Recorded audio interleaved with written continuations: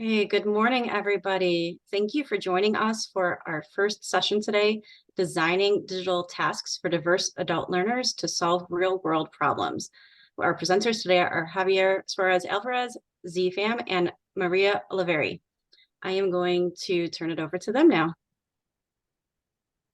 Thank you, Litzy. It's like an absolute pleasure to be here with you all today, especially in the context of the Digital Inclusion Week.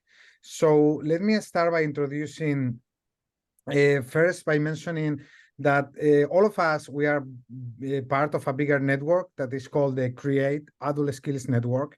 So we usually post there a lot of information relevant to all the projects related to this network. So I invite everyone to join, to scan the QR code, to listen to our podcasts. You will find like a lot of good material and resources that you could use in your practice, no? And so today we are going to be talking like myself. My name is Javier Suarez-Alvarez. I am an associate professor at the University of Massachusetts Amherst and an associate director at the Center for Educational Assessment here at UMass. Here with me today, we have Duy Pham and Maria Elena Oliveri, that I will give the floor to them to introduce themselves. Yeah, good morning, everyone. My name is Duy Pham. It's my honors to be here with you all today. I'm a new ASAP project director at University of Massachusetts Amherst. Before that, I spent 4 years and a half at Educational Testing Service working on state tests. And even before that, I was a PhD student at UMass Amherst. So this is more like a homecoming event for me. I hope you will enjoy our session. Excellent. Thank you, Duy. Malena? Good morning, everybody. Maria Elena Oliveri. I'm an associate director of psychometric consulting at the University of Nebraska-Lincoln Borough Center for Testing. Thank you, everybody, for writing where you're from, your name. So please go ahead and introduce yourselves as well. And thank you so much for attending our webinar, and please enter in any questions that you might have on the chat, and we'll do our best to answer them. And then we'll also leave you with our email, and if you have any follow-up questions, we'd love to talk to you. Thanks. Excellent. So let me start by explaining a little bit what we are expecting to achieve today. So what this session is about. So as Malena was saying, please, we want to make this as interactive as possible. So we really want to tell you about the work that we are doing, to give you some background in the Adult Skill Assessment Program. That is the project that put us all together, all the presenters in this call.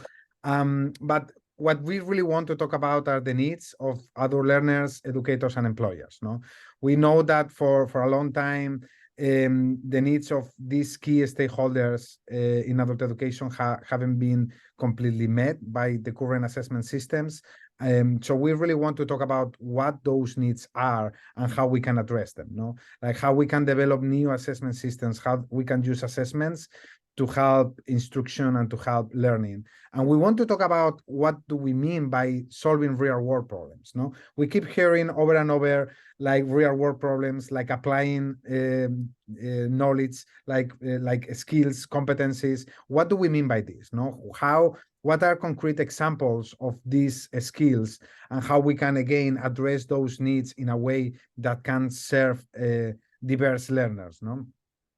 So please feel free to add comments, questions in the chat. We will try to bring them as much as possible into the conversation, but for sure we will have time at the end of the webinar to create more discussion and interacting with all of your comments and questions in reaction to what we are presenting here today. So let me start by giving like a very quick introduction about the Adult Skill Assessment Program. Probably some of you may have heard of it because we have been coming to COEP and presenting on it for the past years, but still it's like a relatively new program funded by the Institute of Education Science, so basically funded by the US Department of Education. We started in 2021. And the UMass Center for Educational Assessment is currently leading this program in collaboration with the University of Nebraska and the University of Lincoln. And as I mentioned before, we are part of a bigger network. So in addition to our program, the Adult Skill Assessment Program, there are another 5 projects funded by IES, simultaneously, and all together we create actually the Create network, and we are actually the only one that is focusing on an assessment system on measuring literacy and numeracy, but many of the other projects are actually giving instruction, and we are trying to look for collaborations between them to provide like holistic solutions, to the problems in adult education. So this is our current team. I think I love this slide. This is probably one of the most exciting parts about this program. It's like a very multidisciplinary team. So the project leads here on the top of this slide are actually we have our expertise mostly in educational psychological assessment, in testing, measurement, but as well in validity and fairness. But we try to put together a group of experts nationwide that will help us build assessment systems that are relevant for the different stakeholders. So here we have different committees. One of them is the advisory committee that is helping us to identify what are, to give us guidance in how to make this relevant for adult learners, educators, and employers. So the different expertise, and then we have the needs assessment committee that is helping us to identify what are the concrete needs in the field, in the ground, not only from the test development perspective, but what educators need, what teachers need, what employers need.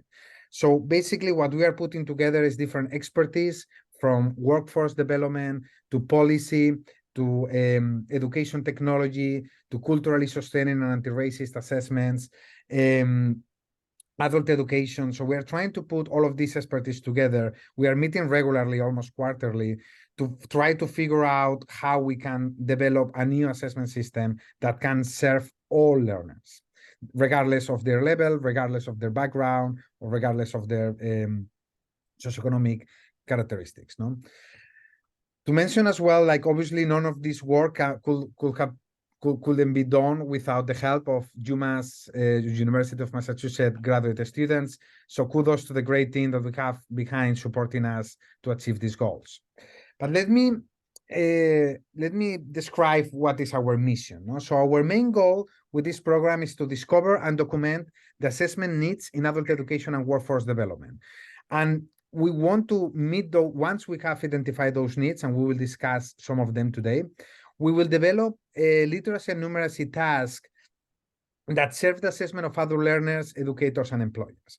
So basically what we are trying to develop is not an assessment, as you probably have experienced before, but more like an assessment system, like a formative assessment system. We are not developing an assessment system that is going to be used for summative purposes necessarily at the end of the year, but that can give information during the learning process, not just at the end, so that we can inform learning and instruction, that we can provide actionable information and helpful information to the learner that can function in a workplace, that can function in their personal lives, or that can function in their community and society. So what we like to describe as a bottom-up, so we are following what we like to describe as a bottom-up strategy. So as you probably know, like the national reporting system in the United States, it's currently providing valuable results, in my opinion, including individual, some of them even include like individual profile reports.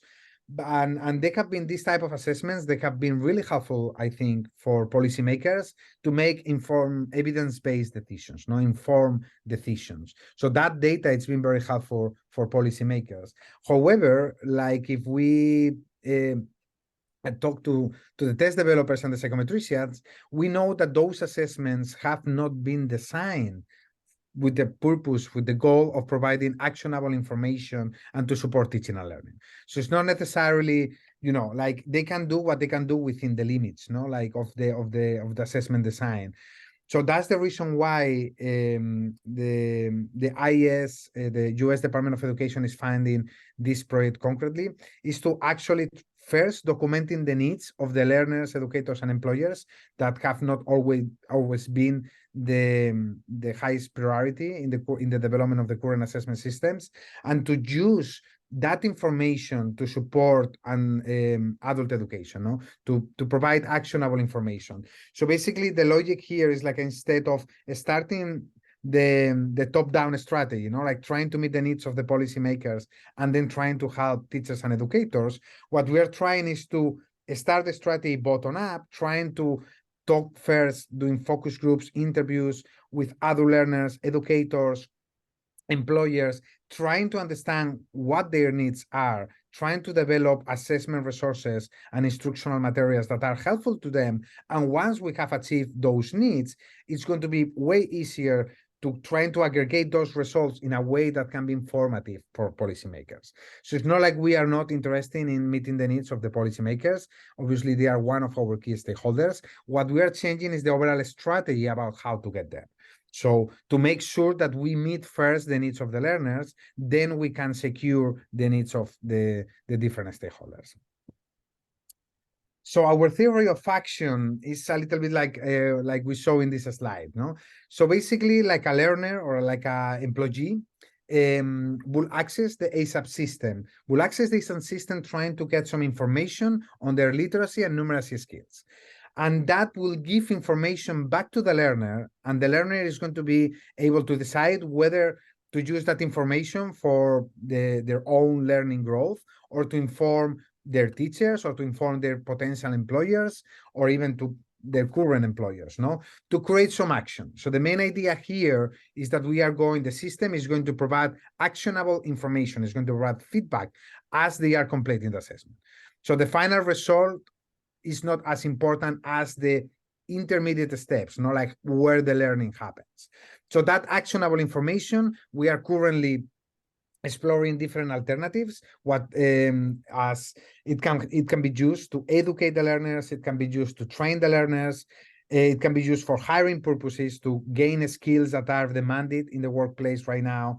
We are considering also options of certifying those credentials that again can give alternative to learners who have acquired skills through alternative paths or alternative routes, to get some type of certification that not necessarily requires either going to higher education institution or like a university or community college. So all of this work, and I think that's one of the key components that reflects our compromise, our commitment to the Digital Inclusion Week, is that all of this work we are developing from a culturally sustaining perspective. We are having the diversity of the learners in mind and trying to provide neutral assessments that doesn't recognize the individuality, the personal characteristics of our learners. We are endorsing, we are making their individuality and their personal realities part of our system in a way that we can deliver like a personalized assessment. No?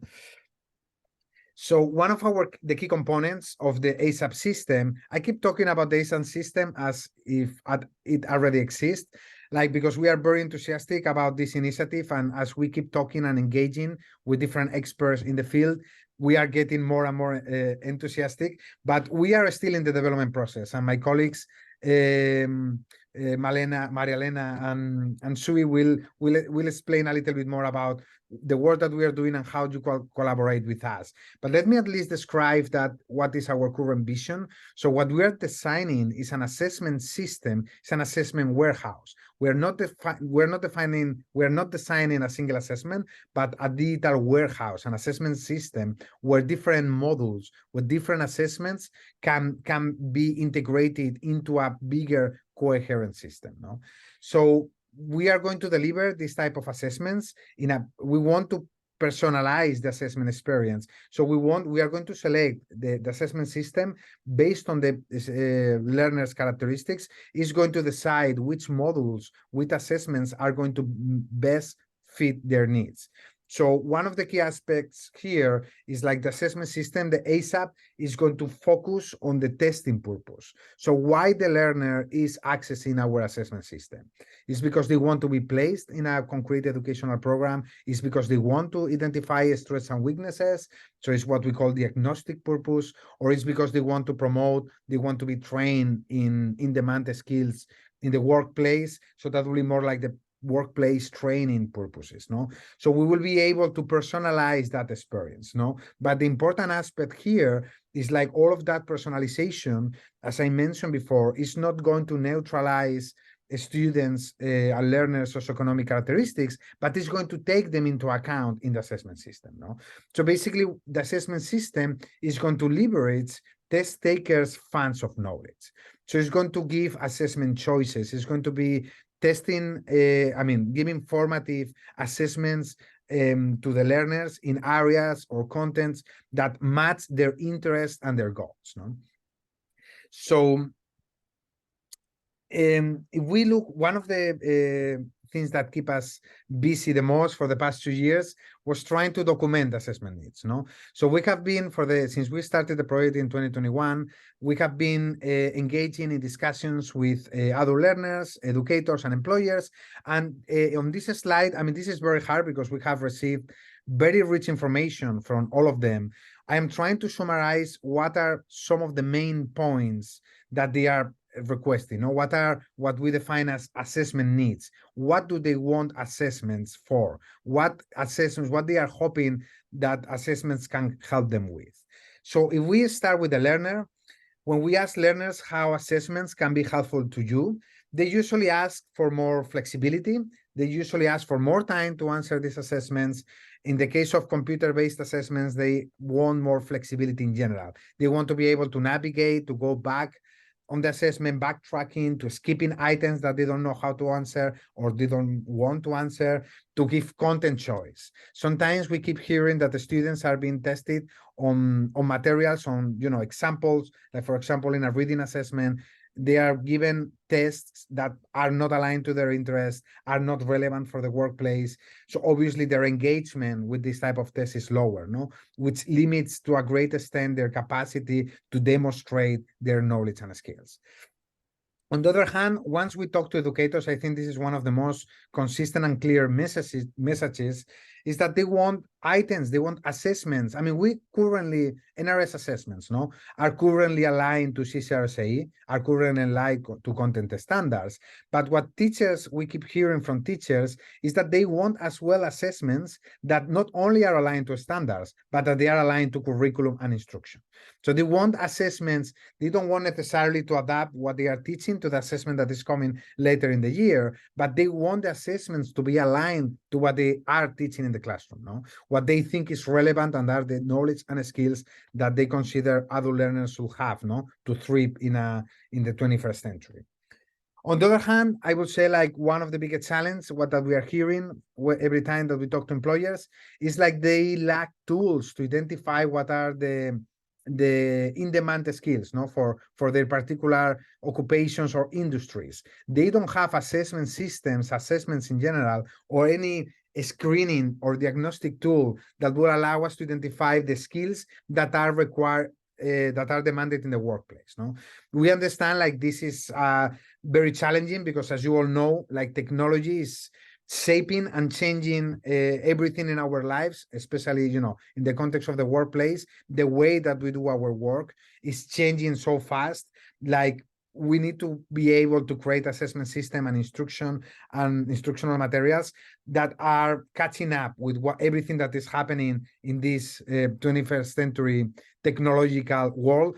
And it's hard, but we still need to be able to make sure that the work that we do is relevant in the real world. We need to be able to catch up with all the technology changes that are happening as soon as possible. And in general, I will say so these are some of the unique needs that all of these stakeholders are having, but there are also overlapping needs. All of the different stakeholders that we have talked to, they are demanding actionable information. They want to know detailed level information. If they answer to a test, they want to know not only what is the right and wrong response to every single item, but they want to know how to do it right. Why they did it wrong? Is there a misconception behind that error? So they want actionable feedback. On the other hand, and I think that's also common and consistent, is they want context-specific ways of representing tasks with real-world application. We know the origin of reading and math have changed, have been shifting for the past decades, and I think now all the conceptions about numeracy, like it's not only important to apply math or to be able to decode words for reading, but to apply that knowledge in real world situations. And it's a little bit why the shifting of definitions have moved from more reading and mathematics to literacy and numeracy, being able to apply those knowledge and skills into real world situations. And I would say, like, the last component that we keep hearing is that we need assessments that are more accessible. And accessibility means making assessments that are culturally sustaining for diverse learners, is attending the needs of English learners concretely in the United States, that, as we all know, like half or more than half of our adult learner population are actually English learners, as everybody in this call, actually in this presentation, and students with disabilities. So I think this is one of the biggest gaps that we have identified right now in the current assessments. So, and I will now drag into the conversation to Maria and Sui, but just let me briefly summarize a little bit the work that we are trying to do here in ASAP. So what we do is to develop scaffolding within our assessment system. So we want to build, so the way that we can try to meet those needs is to build on culturally sustaining curricula, is trying to find content-specific ways that for adult learners, that means within the family, the community, the classroom, the workplace. So we want to create context, we want to create scenarios that are relevant across different contexts. We will allow within this system access to different language versions. So I think this is one of the most important things, like forcing, for example, for English learners, there are many adult learners, many learners within the adult population are actually more comfortable speaking in their second language, or being tested on their second language, that not necessarily, on their first language, not necessarily on English, and also trying to leverage technology as much as possible. So in the same way that technology sometimes can impose barriers for those learners who don't have enough, who haven't developed enough digital skills, technology can be also used to give accessibility to learners who need it the most, creating like widgets, tools, like translation apps, like assessments that can be translated in the spot, giving options to interact with assessment verbally, visually, with touch screens. So technology is now allowing us to give accessibility to the lowest levels, and all of this is the work that we are exploring right now. But still, like I recognize that some of the things that I am discussing right now are still quite abstract. So let me now give the floor to Maria and tell us a little bit more about what solving real world problems means. What a literacy and numeracy task in the real world looks like. So Maria, the floor is yours. Please tell us a little bit more about the work that you have been doing.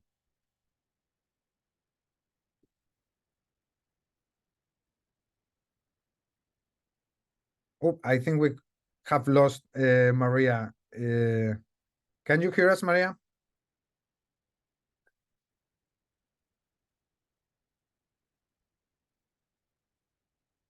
Okay, so I will continue, and as soon as Maria jumps in, I will give her the floor. So here we have. Hi, Maria. Yeah, I think we have a connectivity issue. Can you hear us? Yes, I wasn't sure if that was just me or everybody had a glitch. So, there. yeah, Okay. I was mentioning, like, some of the things that we have been discussing can still sound a little bit abstract. So I will invite you to describe a little bit what solving real world problems mean. So the floor is yours. Wonderful. Thank you so much. I lost internet connection, so I might lose it again, just in case. So yes. So here are some examples of what we're talking about what we're designing. So just to give you a concrete example of how we are addressing the notion of problem solving in real life contexts, I have a couple of illustrations here with regards to some of the work we're doing with Tyson Foods as our partner. And focusing on, for example, connection to the jobs. So, and interacting with standard work instructions and with a focus on safety concerns, for example, which are really important but are hard to assess or hard to make sure that the workers are properly trained on. And so we've been focusing on different types of procedures associated with teaching and assessing standard work instructions and safety. And so because there are different parts that are important to assess in terms of how individuals are interacting with devices, how individuals are interacting with digital tools, across contexts. We've been designing different types of tasks, different types of complexity, and then that address different topics.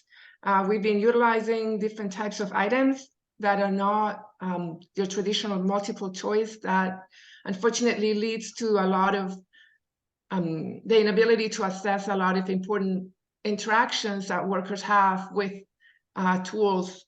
For example, we've been integrating different item types, and then we've also been integrating different types of technology. So, for example, we've been using artificial intelligence to be able to reduce the text complexity of the items. Given that a lot of learners are English learners, we have set the difficulty of the items to a certain level, like, for example, below the 5th grade level. And then we've also been utilizing other types of linguistic complexity indicators to make sure that the items are not unnecessarily complex, and they are able to assess learners' knowledge and not constructive relevant variance or difficulty understanding the language, but actually given a chance to share with the test taker or the test developer what they actually know or not know. So next slide. So when we visited Tyson Foods plant, and one of our advisors is Anson Green, and he was very kind to partner with us and enable us to really see what's happening on the ground. We saw an important need for integrating learning and assessment so that there's no disconnect between what individuals are actually learning or being trained on and the learning checks or the assessments that they're taking. And then we also saw that a lot of what they learn in the academic context does not relate or does not transfer to the workplace, because the employees had to do literacy tasks such as reading different documents, different screens, human-machine interfaces that they didn't really have a lot of practice on. So we designed modules or tasks that enable those opportunities. So somebody said that they're not able to see the slides, but I'm not sharing them. I think Javier Suarez. Yeah, so let me try again. So they are not seeing the slides, okay. Let's try again. Can you see the slides now? We tried this in the practice test. Okay, and they say, yes, we see it. Okay, perfect. And then other components that are important for the workplace that are typically not assessed include how individuals collaborate with one another, how they communicate. So part of our goals are also to integrate an expanded construct model for literacy so that individuals have we are able to assess how they interact with one another or across peers, for example. So these are part of the goals that we have. And then in the next slide, you're going to actually see some examples of what we're actually building today.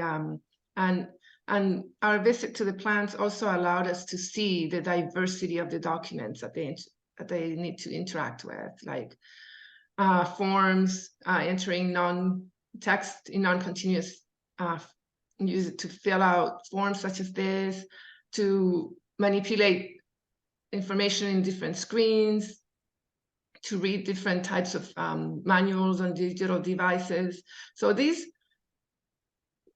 So through the training that Anson is developing, he's providing a teaching opportunity basically for workers to learn some of the digital and literacy and numeracy skills that they did not have a chance to see before, either in their prior schooling or their prior work experiences. So in the next slide, you're going to see that, number one, we're transforming assessment from a traditionally summative view to integrating it with training. And we are focusing on learning checks. So we just provided training on a particular component of utilizing a machine, for example, or a palletizer. Are you able to, how much of what we just taught you did you capture? How much do you recall? And then we're going to show you some of the items that are non-traditional, that are not focusing on multiple choice, for instance. And then this is one way in which we're integrating employers' needs and training for focusing on specific job content. In this case, we are illustrating our goals through the development of items for palletizers. Of course, none of us in this call is an expert on palletizers. So, and none of us are experts on a myriad of workplace contexts that people work in. So, for example, you know, engineering or engineering technicians, maintenance jobs, and so on that require a specific skill set. So we're utilizing a co-design process where we're collaborating with subject matter experts that have that expertise, but maybe don't have the expertise on assessment. And then we're also setting values that are important across contexts.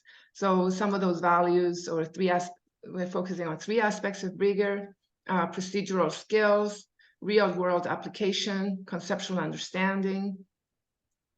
And then the goal is to provide diagnostic or information on learning. So basically, what skills did the employers or employees, well, primarily employees, have, and which ones they have yet to learn?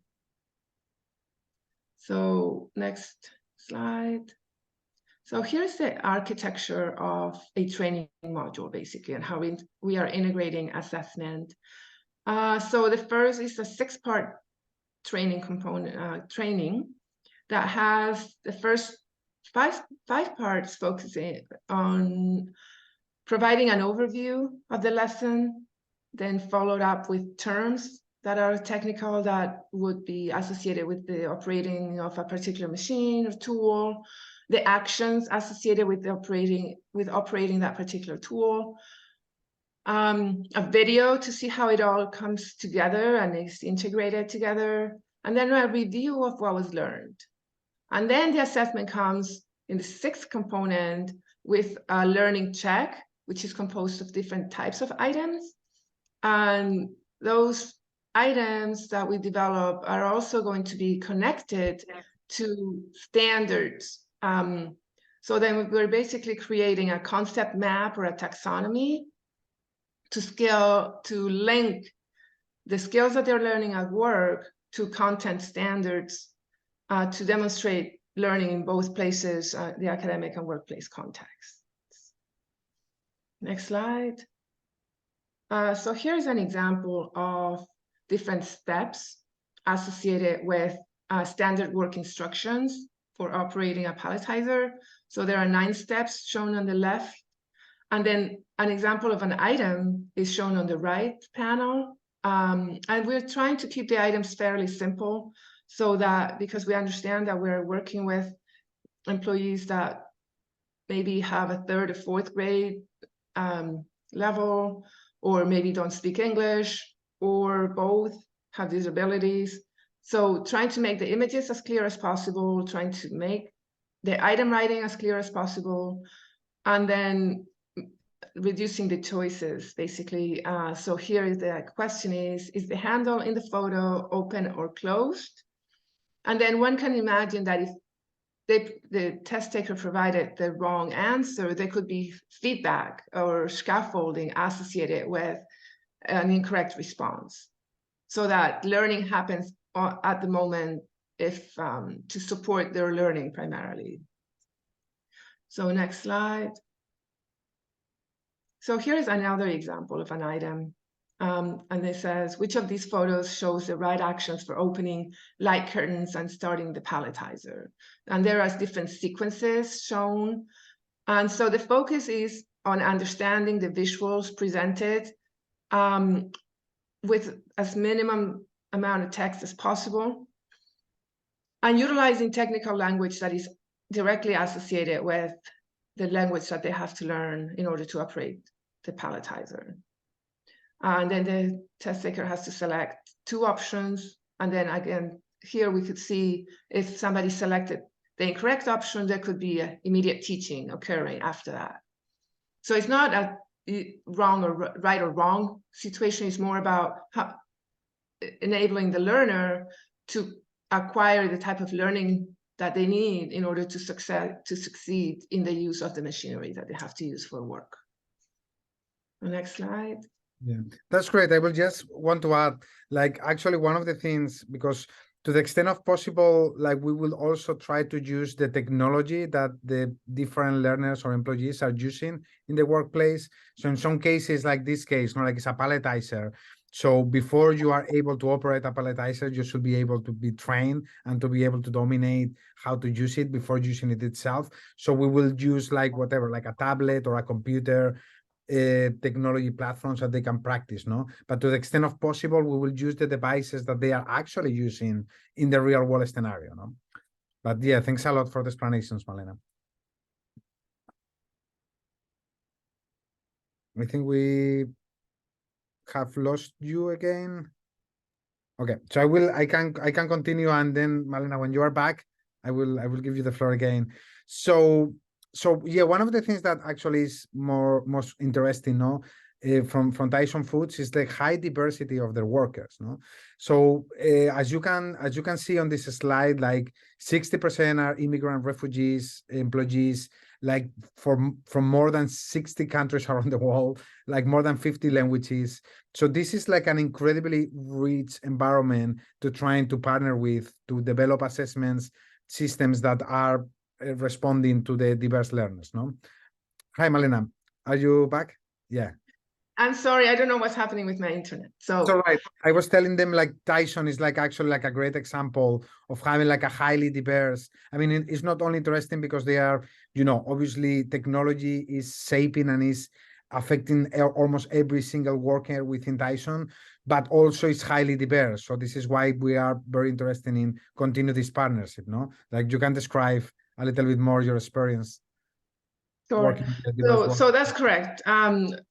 So in our development of the training and the development of the assessments, we're thinking about, we're working with the learners, understanding their needs, understanding their grade level, for example, that they come with, and then we're making modifications to the way we assess or develop the training in reaction to or with an understanding of who the learners are. So in this case, we decide, and at that understanding informs our test design process, so that, for example, we selected to reduce the complexity of the language presented for the learners. We also talked with the language of center for translation and considered the extent to which some of the materials, the training and so on, could be translated to the learner's first language, so that they start by learning the content in their own language, and they can be equipped to do the work without necessarily having English proficiency, so that they are able to be successful at work and operate the machines that they need to operate in the absence of English or with limited English proficiency. And then the knowledge that they are coming from different countries and different backgrounds also informs the type of design we use for simplicity purposes, for colors, for images, and so on. So we'll go to the next slide, and then just to conclude this section, then we not only does our understanding of the population actually transfer to culture and language, but also digital literacy skills. As we see in the pie chart, there is a large number of percentage, like for example, 39% of individuals that are not able to create an online account, that they don't have the skills to use a personal computer. So we also have to be mindful of that and provide them with different types of digital devices to complete the training or the assessment, such as tablets. So that understanding actually directly influences our design choices in the assessment and the rendering of the assessment. So that's it for me. Thanks so much, Malena. Like, yeah, I mean, it's like an incredible work what you are doing, no? Like trying to, make sense of all the theories, all the work that we are doing, but that is relevant within concrete, high demand, like workplace situations, no? Like, but I think like now probably some of the audience must be thinking, okay, that's aligned to what is happening in the workplace, but how do we align assessments to what is happening in the classroom? No? And I think this is one of the biggest challenges that test developers and in general, like assessment experts are handling right now. No, we know or we are learning how to develop assessments that are relevant in the workplace, but at the same time, as I described before, some of this work is, like the changes in technology. Like 1 year ago, who will have things like we will be talking about artificial intelligence, ChatGPT, and it will be part of our daily life now, no? Like exactly 1 year ago. So that was, like the changes happen very fast, no?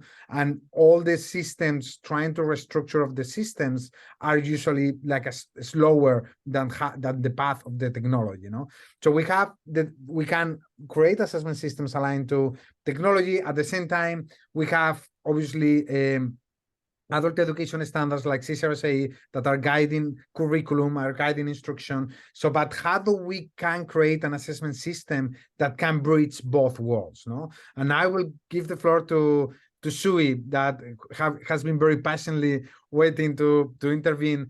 But now the first is yours. Tell us a little bit more about the plans as ASAP project manager, project director, how you're planning, what are the current plans of ASAP in the future to, trying to bridge the academic and the workplace, trying to develop assessments that are aligned to curriculum instruction, what the teachers everyday reality, no? So go ahead, Sui.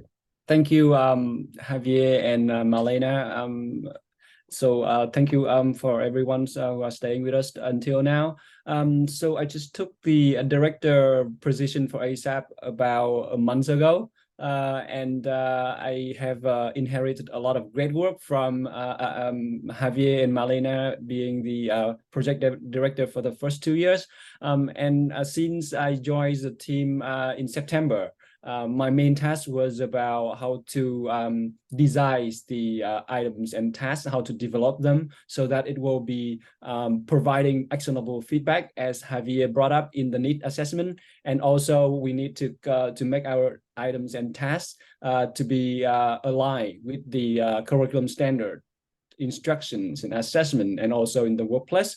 In this slide, this is our draft procedure to develop assessment tasks or set of items, and so we will start with a standard or a set of standard or job skill. Let's say adding 2-digit number, or being a people working on a food industry or operating a robot or so, and so on. So that standard or set of standard or job skill become our measurement objective for the assessment task. And then we will take into account the student backgrounds and funded knowledge. As Malena just mentions, we have, English adult learners are very diverse in terms of, cultural backgrounds and also social economic status and so on.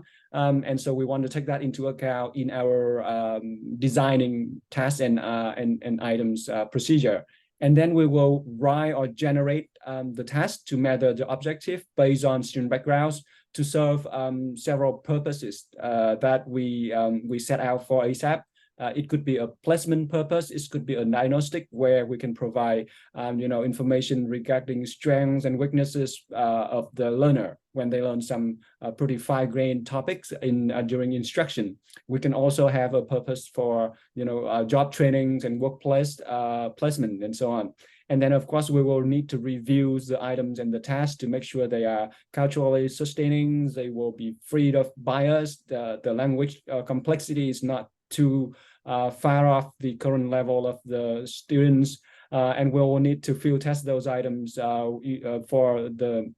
to collect data so that we can fit into the step 6 there about item and task analysis. We want to make sure the items is measuring what it meant to be measuring. And then once we feel good about the psychometric qualities, the contents, the renderings of the items and the tasks, we will finalize them and put them into warehouse. One thing I want to make sure we keep in mind here is that we will keep educator and learner in the loop when we draft reviews and analyze item. Next slide, please. Yep. Yeah, next slide, please. Okay, thank you. So now I want to show you one example or a few examples of the procedure that we trying to put into the place right now. So we want to start with a standard, which is level A for which is equivalent to kindergarten or grade 1. And that standard is to represent and solve problems involving additions and subtraction. To be concrete, it asks the student to solve word problems that call for additions of 3 whole number, whose sum is less than or equal to 20. And then we also want to link that standard with a job skill, which is a cashier in the ONET job description system, which is, and one of the specific skill for that job position is to calculate cost of goods and services. And let's assume that our learner want to find a job as a cashier in a local store, maybe in a farmstead or in some local store that's still using cash right now. Next slide, please. So this is the first example we can come up with when we choose the constructed response as the format of the item, and the stem is Z went to the farmer market to buy some grocery, and 10 years of corn cost him $6, a pound of broccoli cost him $3, and a gallon of milk was $4. The first question was, how much did Z have to pay? And that's look easy for us, but maybe it's not so easy for a level 1 adult learner. And then the next items was about if I gave the cashier $20 bills, how much change will we need to pay it back to Z. And so this is another ways we represent those items. We can show them as a multiple choice item with 3 options, one of which will be the key with an asterisk there.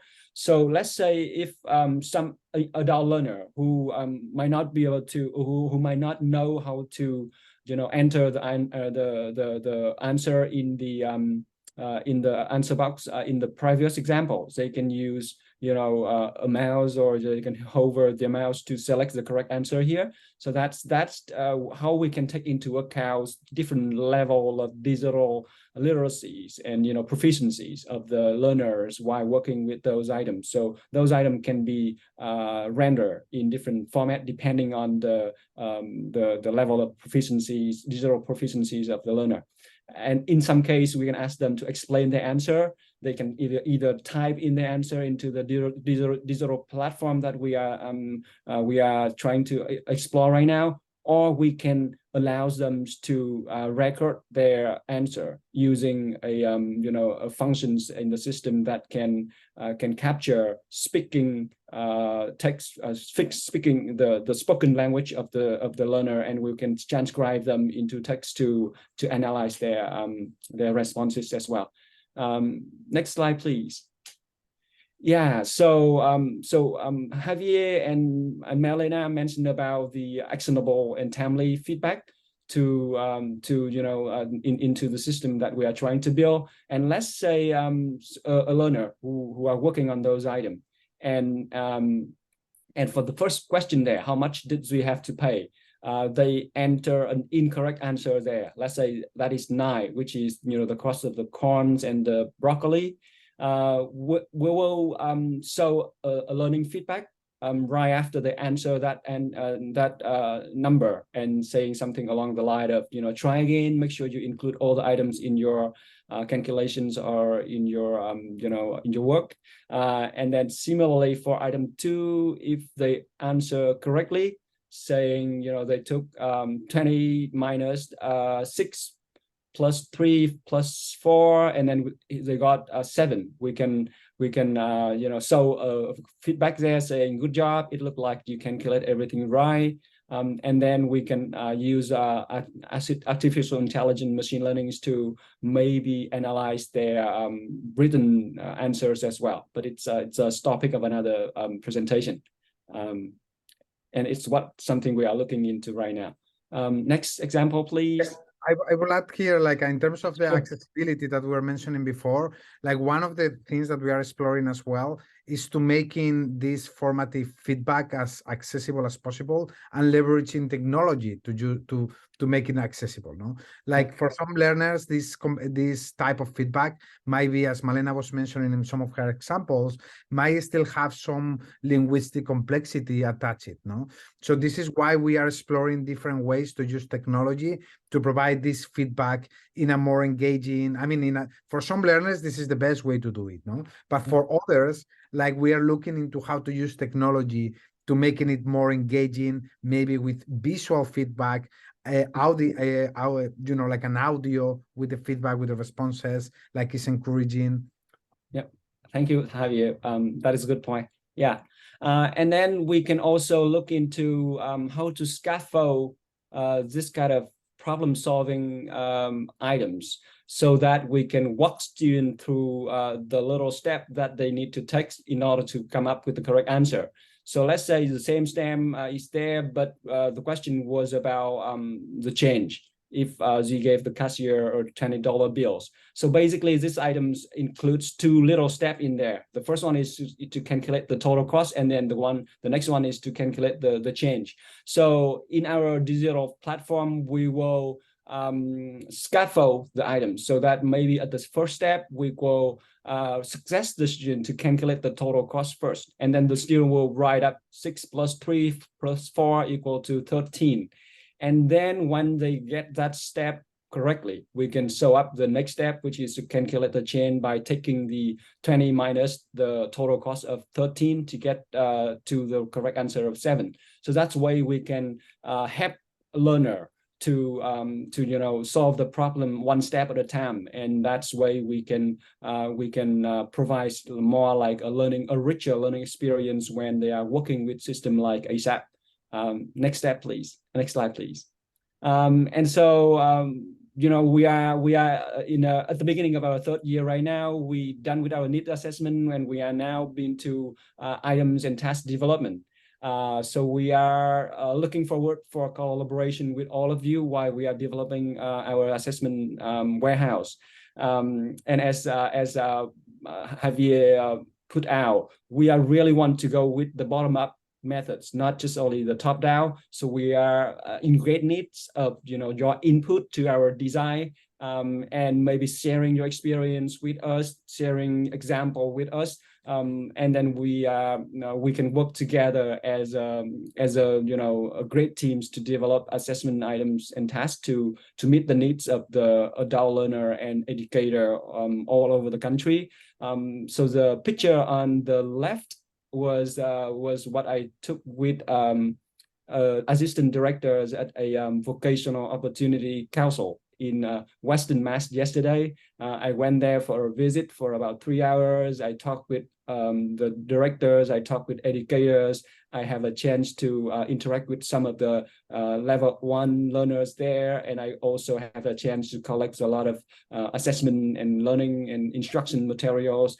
Those are experience that I will highly appreciate, and I think it will help us to develop and make our system more user-friendly, more useful to you as educators and administrator, counselor, helping learners in the field.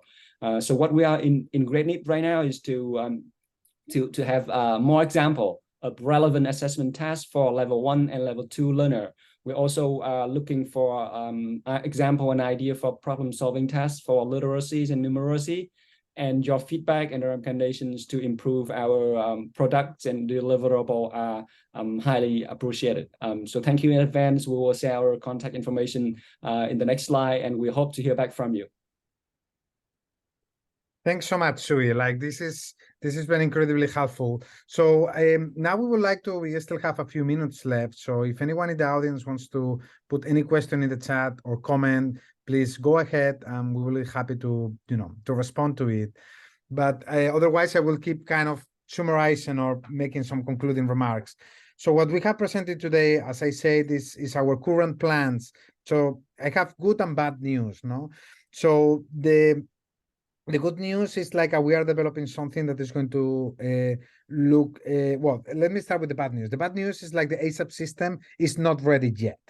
So it's not developed yet, it's in the process of being developed.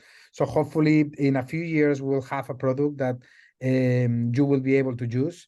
That's the bad news. Like we don't have something to give you today. The good news is like you can be part of this process, no? And this is why we are happy to be here today with this engaged audience and in the context of the Digital Inclusion Week, because we cannot do this work alone. Like we know, and we have enough history in assessments. Like this work, it's, if we want this type of assessment system to have an impact in the real world, in the life of every learner, every educator, and every employer, we really need to partner. We really need to work with people in the field.